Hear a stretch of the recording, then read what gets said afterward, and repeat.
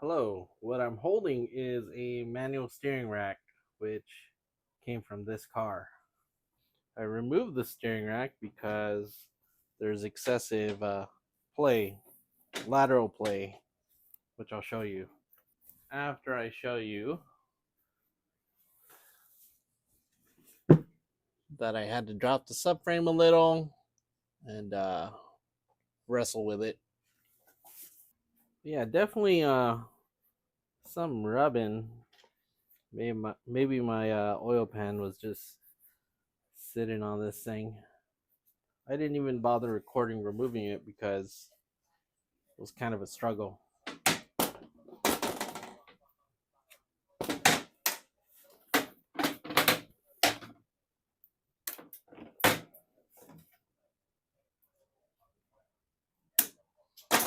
Okay, yeah, that is nasty. In retrospect, yeah, definitely remove your outer tie rods while it's still in the car, or else you will struggle. Let's try removing it.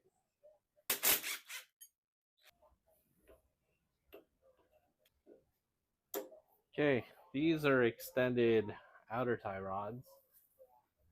Just because I had extended control arms, this thing is beat. So we gotta make new ones. Pull off this boot.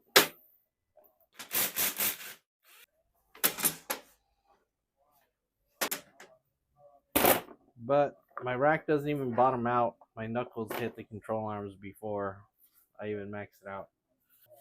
Oh, look, there's still some grease in here.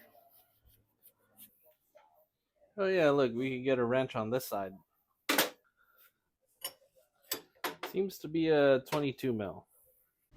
Just cracking it loose with a pipe wrench. We have a tie rod spacer here that was bolted onto the passenger side. This will give you a little more angle. Again, with the pipe wrench, I've never had an issue with the pipe wrench. I actually have a tool, but couldn't use it because the rack wasn't bolted to the car. And yeah, without any tie rods, this thing is pretty light. Just a little gasoline to get rid of some of this grease.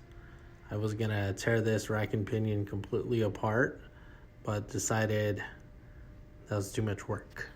You could see the deflection and see the play. Maybe when it was on the car, the end of the tie rod would shift up and down maybe 1/8 of an inch, 1/4 of an inch.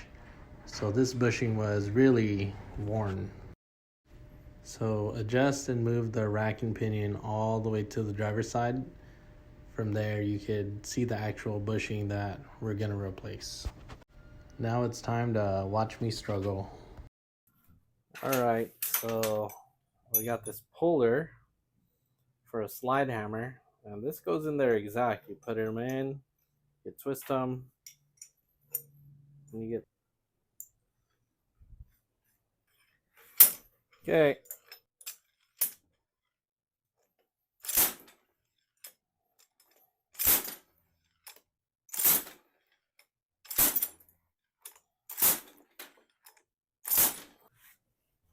Ideally, I would just get a Sawzall and cut it, but I would get metal everywhere. Nothing but terrible ideas.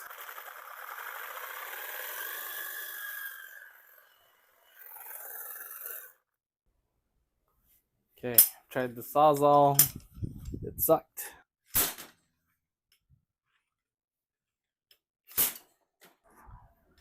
Okay.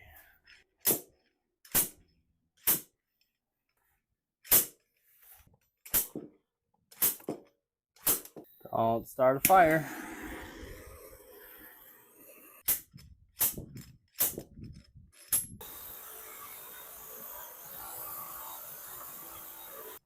I mean, looks like it's split. Public service announcement. Please, please, please. Bolt down your vise.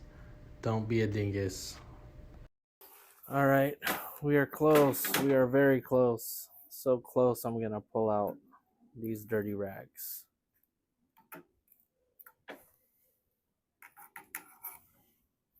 The Crocs, the Vice.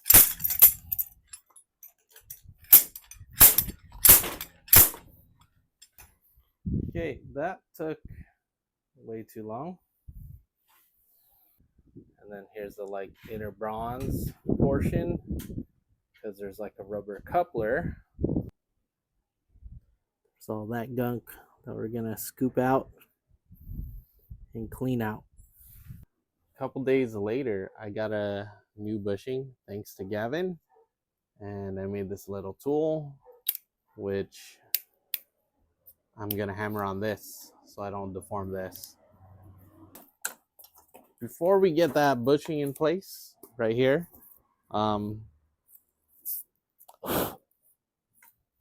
I polished this. I mean, it was a little dull, but polished it and took off any little burrs on the end. So now I got to do this side. It's a little pitted and greasy, but let's polish it. Okay, this thing is dull and pitted, and then the bearing didn't slide on smoothly because there was a little mar here, probably from me messing it up. Filed that down. Let's take some steel wool to this. I'm using 000 steel wool just because that's what I had on my shelf. After polishing with steel wool, I put on some metal polish and then proceeded with a buffing wheel, going over and over and over. Okay, so polished it up. You can see all the pitting, maybe because it was sitting in water maybe for a while and the grease broke down. Yeah. So we gotta pack this thing full of grease. Long-term economy, CV joints, high-speed bearings, boat trailers, high temperature, yada yada. Pretty liquidy. So I'm gonna just start jamming it in there. We'll reset. Okay, we will just send the rack out. All right, we're gonna carefully clamp this because we're oh so careful around here.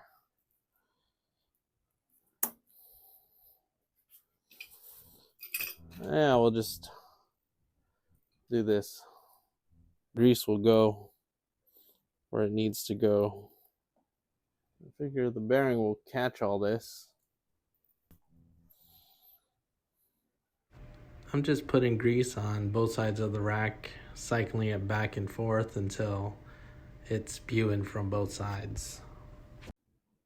This side looks like it has even more of a taper, so I'm gonna put it in this side. Probably doesn't matter.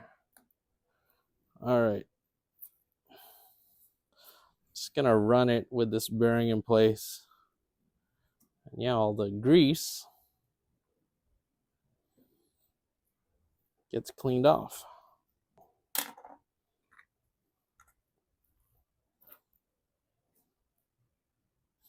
Just gonna put this down. Obviously, if we had a press, we would just press this down, but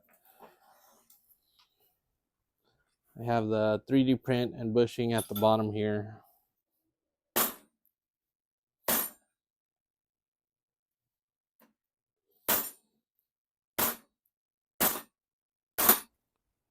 Grease is literally spitting out these 3 holes, but it's almost there. Almost there.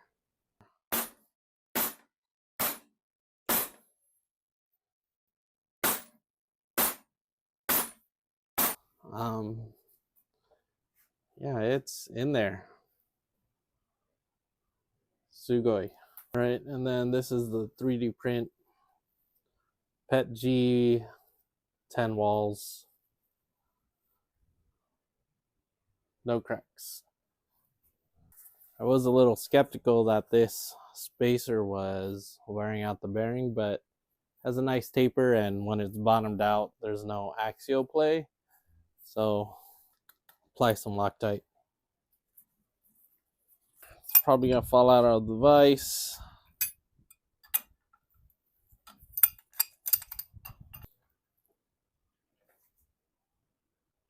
Okay, we can dilly-dally the other way. I'd put the tie rod locks on, but I'd rather just use Loctite.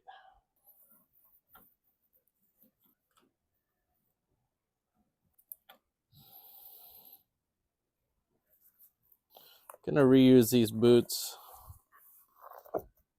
Probably a little bit of dirt on the inside of here, but better than no boot. Actually, yeah, for a while I did not run a boot on this, which probably led to this being all worn out. So yeah, run your boots. I'm just gonna use a zip tie.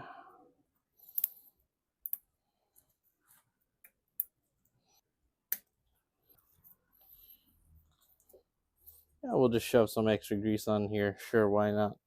Okay. Like I said, don't listen to me. You're probably killing brain cells watching these videos. Hopefully it's at least entertaining for you. Obviously, these things are so airtight that there's positive pressure. We're gonna bleed out some of this air by creating a little pocket here. Let's wash this thing. Okay, while we're at it, we cleaned up that doodad and painted it. We cleaned up this doodad and painted it. And then, I don't know if you remember, there were some marks on the rack. That was actually from that. So I grinded down a little more of that pan. Should clear now.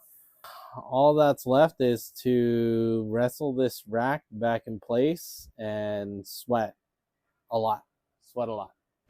Throw in the rack, throw in the bushings, bolt it down, put on the column, tighten the subframe. All right, let's take a look. A little bit better clearance between the rack and pan. And this is with no subframe spacers. Had to nut and bolt this because this was stripped. Up here it's looking pretty kosher. Had to nut and bolt that one. And then still a little bit of play here because the TEs, these were steering boxes, so there's a little bit of deflection, but actually that feels pretty good.